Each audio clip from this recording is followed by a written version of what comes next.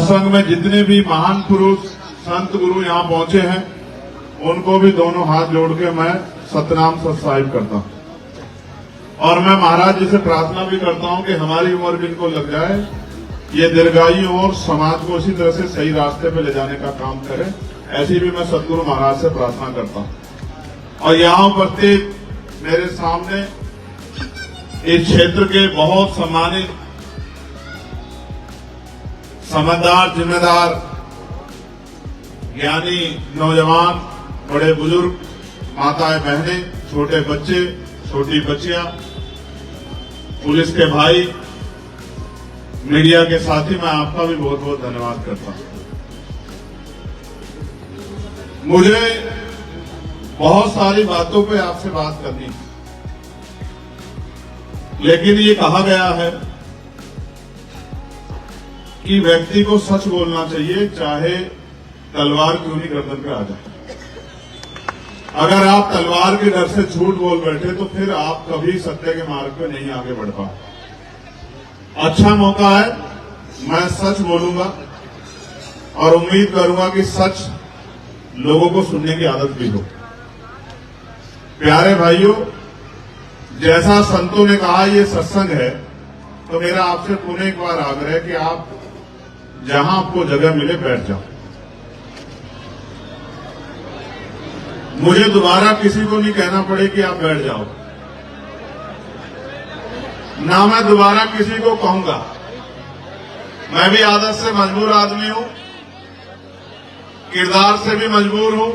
महापुरुषों ने मुझे मान सम्मान भी बहुत दिया है, उनकी दया दृष्टि भी मेरे ऊपर बहुत है। जब मेरे जैसा आदमी सत्संग में अपने आप आसानी से बैठा रह सकता है, तो मैं मानता हूं कि आप तो मेरे ही परिवार के लोग हो, आप तो बिना कहे आपको तो बैठे जाना चाहिए। बार बार आपको क्यों कहना पड़ा कि बैठ जाओ बैठ जाओ। प्यारे साथ संगत जी, मैं उन तमाम महापुरुषों को भी याद करता हूं जिन महापुरुषों ने इस देश में समता मूलक समाज बनाने के लिए, इस देश में गरीब, बेसहारा, दबे कुचले लोगों को इज्जत सम्मान की जिंदगी दिलाने के लिए, इस देश की महिलाओं को इज्जत के साथ आगे बढ़ने की शक्ति देने वाली नीति को लागू कराने वाले राष्ट्रपिता ज्योतिबा फूले, मां सावित्रीबाई फूले, मां फातिमा सेठ, छत्रपति साहू जी महाराज, विश्वरत्न, हम सबके नायक, युगों युगों जब तक युग रहेगा, इतिहास रहेगा, तो बाबा साहब अम्बेडकर सूर्य की तरह चमकते रहेंगे। और बाबा साहब अम्बेडकर को भी मैं नमन करता हूं, उनके चरणों में आदरांजलि अर्पित करता हूं। संत गाडगे जी महाराज, नारायणा गुरु, मामना रामसु वर्मा, बाबू जगदेव प्रसाद कुशवाहा, जननायक कपूरी ठाकुर, चौधरी चरण सिंह जी, कोतवाल धन सिंह गुर्जर, चौधरी महाराज सिंह भारती, संत राम पीए प्रजापति, बाबू शिवदयाल चौरसिया, मां अवंतिका बाई लोधी, मां झलकारी बाई, मां अहिल्याबाई होलकर, मां फूलन देवी, मान्यवर दीना भाना वाल्मीकि और मेरे राजनीतिक गुरु मान्यवर साहब काशीराम जी के चरणों में भी नमन करता हूं। मैं बार बार ये सोचता हूं और मैं ये बात भी बहुत जिम्मेदारी से कहूंगा कि सदगुरु महाराज मुझे शक्ति दें कि मैं सत्य के अलावा कुछ ना बोलूं।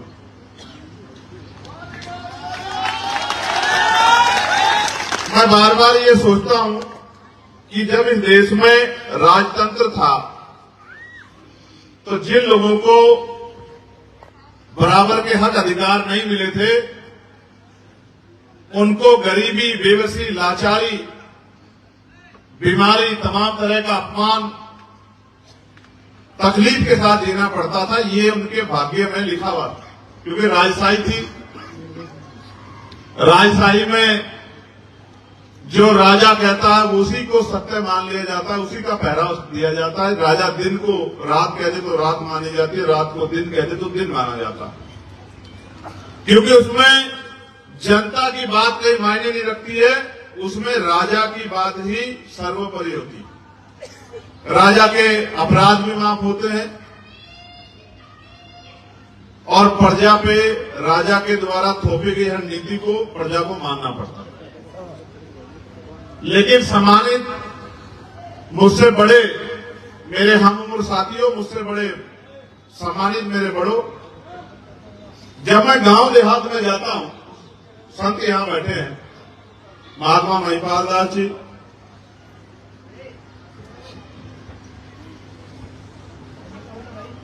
विषय कुछ और था, लेकिन मैं आपसे निवेदन करते हुए इस बात को आपके सामने रखना चाहता हूं। उसका कारण है, अगर मैं अपनी तकलीफ आपसे नहीं बयां करूंगा तो करूंगा किससे? समाज के मार्गदर्शक लोग बैठे हैं, समाज के बीच में जाते हैं, समाज को रास्ता दिखाते हैं। मैं मानता हूं अखंड ज्योति सतगुरु समनदास जी जैसा सूर्य अगर ना जन्मा होता तो आज इतने लाखों लोगों के जीवन में इतना बड़ा बदलाव नहीं होता। जय जय। तो मैं सोचता हूं कि ऐसा क्या है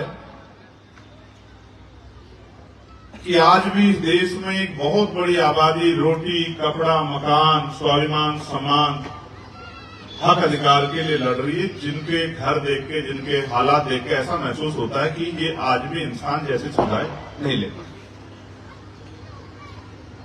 और फिर जब मैं लोगों के बीच जाता हूं, मैं जहां से चुन के आया हूं, नगीना से मां यहां बैठी हैं, वो जानती हैं, उनका आशीर्वाद मुझे मिला है, पूरे परिवार का आशीर्वाद मुझे मिला है।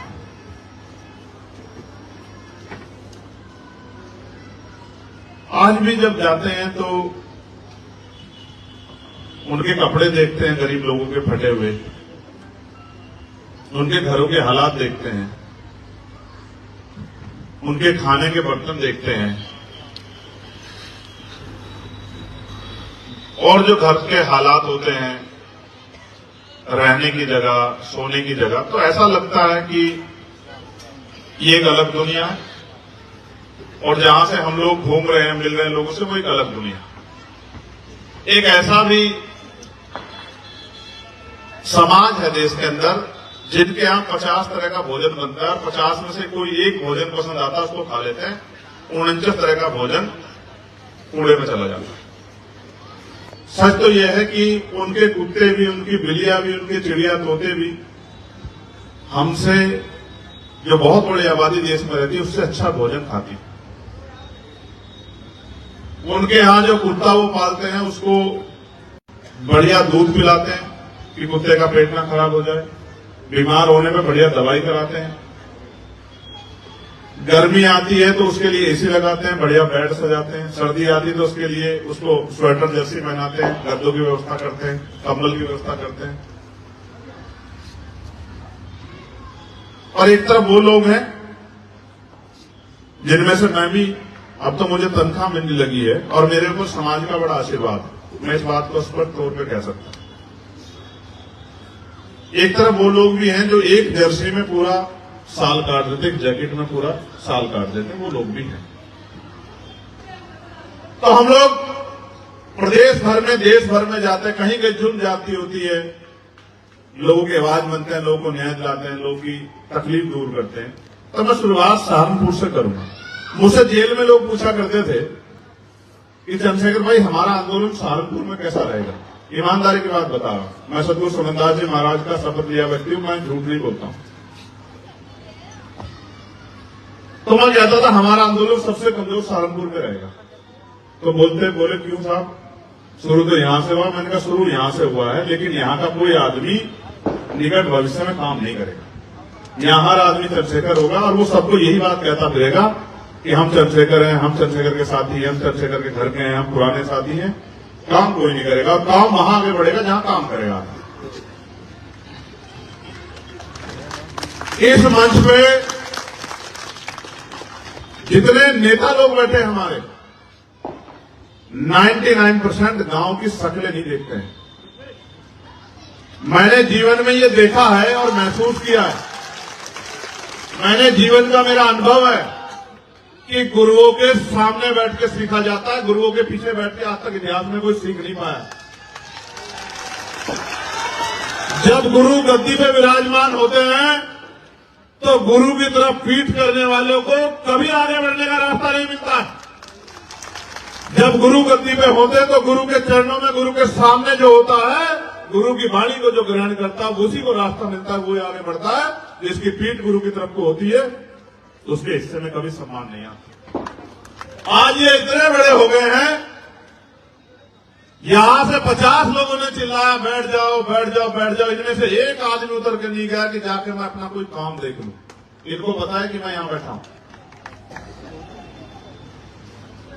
जब मेरे सामने इनकी ये हालात हैं तो मेरे पीछे तो ये एक दूसरे के पीछे डंडा लेके घूमते होंगे।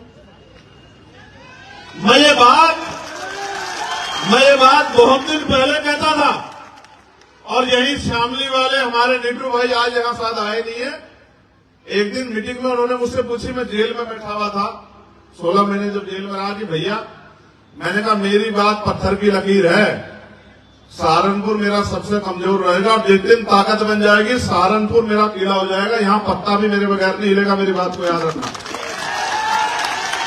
यहां सामाजिक, राजनीतिक, धार्मिक पत्ता भी नहीं हिलेगा मेरे बिना। जब मैं बाहर ताकत बना के आ जाऊंगा और जब तक ताकत नहीं बनेगी ये ना खुद काम करेंगे ना मुझे करने देंगे। और आज हालात जो कि तू है, मैं अपने सीनियर साथियों को भी आगाह कर रहा हूं,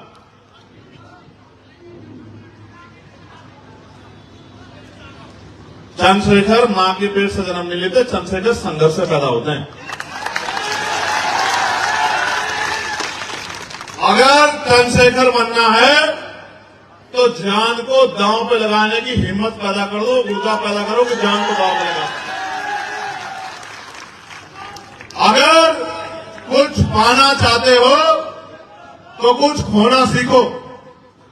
मैं अपने लोगों की हालात बताता, धूम में बैठ जाएंगे, एक पैर पे खड़े रहेंगे, 8 घंटे मेहनत मजदूरी कर लेंगे, लेकिन इज्जत से अगर इनको कहा जाए कि सामने बैठ जाओ तो सामने नहीं बैठेंगे। पेड़ की छांव में बैठ जाएंगे, बिना चादर के बैठ जाएंगे, लेकिन इतनी अच्छी चादर बिछा रखी है पंडाल में, वहां बैठते इनको मुसीबत चढ़ जाएगी। आप धूम में खड़े रहेंगे।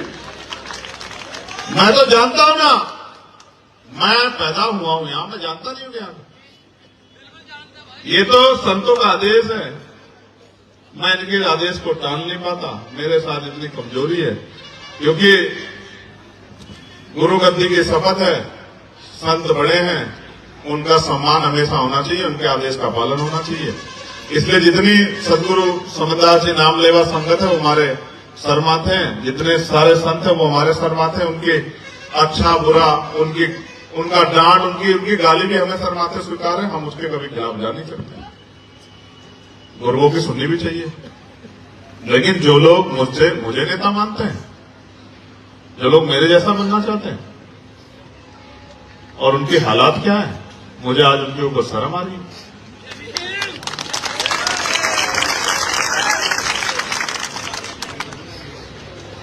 मैं तो आज भी ये कहूंगा कि तुम सब नेताओं से अच्छे तो मेरे दोनों भाई हैं, विनय रतन सिंह जी और कमल सिंह जी, जो आज भी मेरे साथ उतनी ताकत से खड़े हैं। जो मेरी एक आवाज पे, अगर मैंने एक आवाज लगा दी तो खून की, अगर मुझे खून की जरूरत पड़ेगी तो खून की, मुझे लगता है कि अपना सारा खून मेरे लिए निछावर कर देंगे।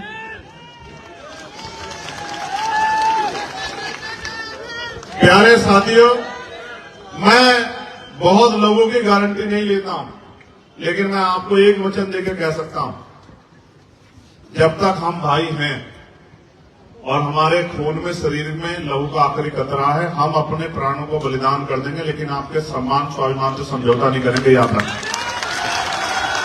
और ये लड़ाई मांगने की नहीं है, लड़ाई देने की है। और ये मिशन जो है महापुरुषों का, ये इस मिशन में वही आदमी काम कर सकता है जिसको कुछ पाने के लिए कुछ खोने की इच्छा हो, जिसके अंदर मैं आपको एक सच से वाकिफ कराता हूं। मैं मानता हूं कि आदमी पेट के लिए सब कुछ करता है, मेहनत करता है, मजदूरी करता है, गाली खाता है। मैं देखता हूं ना, लोग पसीना चलता है, खेत में काम करते हैं और मालिक 4 बुरे शब्द भी कह देता है, सुनते हैं।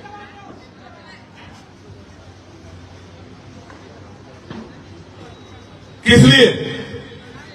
इसलिए क्योंकि उसके कंधों पर जिम्मेदारी है और उसको अपने बच्चों का पेट पालना है। उसके कंधों पर जिम्मेदारी, इस वजह से वो 4 गाली भी खाता है, पसीना भी सहता है, बीमार होकर भी काम करता है। लेकिन सम्मानित साथियों,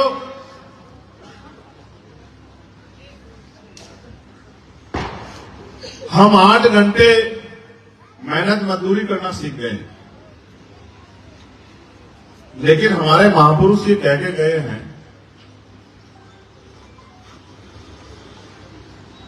कि political power is the master की, राजनीतिक सत्ता वो सुनहरी चाबी है जिससे आप अपनी सारी परेशानियों को हल कर सकते हैं।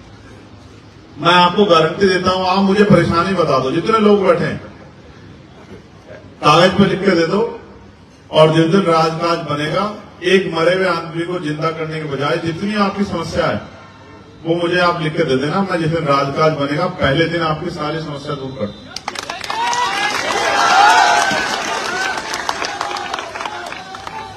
मैं कह रहा हूं, कितनी बड़ी समस्या क्यों ना हो, हम 8 घंटे मेहनत मजदूरी करना सीख गए हैं, हम चुगली करना सीख गए हैं, बुरा भला कहना सीख गए हैं, गाली देना सीख गए हैं, नीचा दिखाना सीख गए। लेकिन हम ये नहीं समझे कि हमारे गुरुओं ने क्या कहा। हमारे गुरुओं ने कहा, सत्संगत मिल रही है माधो जैसे मधुमक्खी, वही कामयाब होगा जो मिलजुल के रहेगा, जिसमें भाईचारा होगा। उसका उदाहरण उन्होंने दिया कि अगर मिलजुल के रहोगे, इस तरह जिस तरह मधुमक्खियां रहती है, तो अगर एक मधुमक्खी की तरफ कोई आंख उठाता तो सारी मधुमक्खियां ये नहीं पूछती कि आंख उसकी किसकी तरफ उठी थी, सब एकजुट होकर उसकी तरफ चल पड़ती हैं। तो सामने वाले के पैर कमजोर पड़ जाते हैं, कम कदम उखड़ जाते हैं, उसको भागना पड़ता है। यहां जिन लोगों के कंधे में मैंने जिम्मेदारी दी है पदाधिकारी बना के कि वो जाके काम करेंगे, मेहनत करेंगे, लोगों को जगाएंगे, भाईचारा बनाएंगे, संगठन बनाएंगे, वो लोग काम करने की बजाय मुंह दिखाने का काम करते हैं। मुझे जब मैं आ जाता हूं तो आ जाते हैं, जब मैं चला जाता हूं तो चले जाते हैं। ये लड़ाई, पूरा आंदोलन किसी को खुश करने का नहीं। हम यहाँ गरीबी में हैं, हम यहाँ बेकारी में हैं, हम यहाँ लाचारी में हैं, हमारे साथ समस्याएं हैं, हमारे बच्चों को अच्छी पढ़ाई नहीं मिल रही है, अच्छी स्वास्थ्य सुविधाएं नहीं मिल रही है, नौकरी नहीं मिल रही है, रोजगार नहीं मिल रहा, हमारे घरों में बुलडोजर चल रहे हैं, हमारी धार्मिक आस्था को ठेस पहुंचाया जा रहा है, हमें तमाम तरह के अपमान से गुजरना पड़ रहा है, हमारे एनकाउंटर हो रहे हैं। इन सबको खत्म कैसे करोगे? नारा लगा के, झंडा उठा के? ये तब खत्म होगा जब आप अपनी ताकत बना लोगे। आज कह रहा हूं आपसे, नगीना के लोगों ने आपको इज्जत दी, सहारनपुर के लोगों, नगीना बिजनौर के लोगों ने आपको इज्जत दी। आपको बिजनौर के लोगों का हाथ उठा के धन्यवाद करना चाहिए।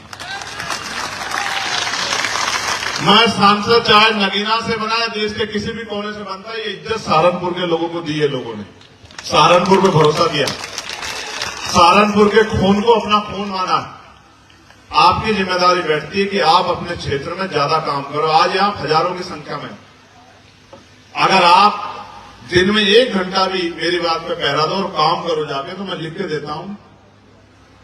पंचायत चुनाव हमारे सामने, क्षेत्रीय चुनाव, ग्रामीण क्षेत्रों का चुनाव है, उसमें आबादी दलित, पिछड़े, मुसलमान लोगों की ज्यादा है।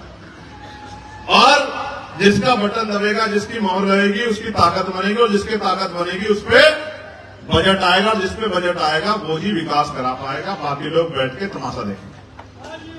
जो प्रधान बनेगा वही सड़क बनवा पाएगा, वही खड़ंजा लगवा पाएगा, वही बिजली की लाइट का खंभा लगवा पाएगा, वही और गांव में पंचायत घर बनवा पाएगा, वही धर्मशाला वही विकास के कार्य कर पाएगा। और जो 1 वोट से हार जाएगा वो क्या करेगा? वो प्रधान को 5 साल बुरा ही कहता रहेगा कि प्रधान बुरा है, बुरा है, बुरा। थम जाओ, थम जाओ, थम जाओ, थम जाओ, थम जाओ, थामत रखो। मैंने आपको क्या बताया, बहुत गौर से सुनना।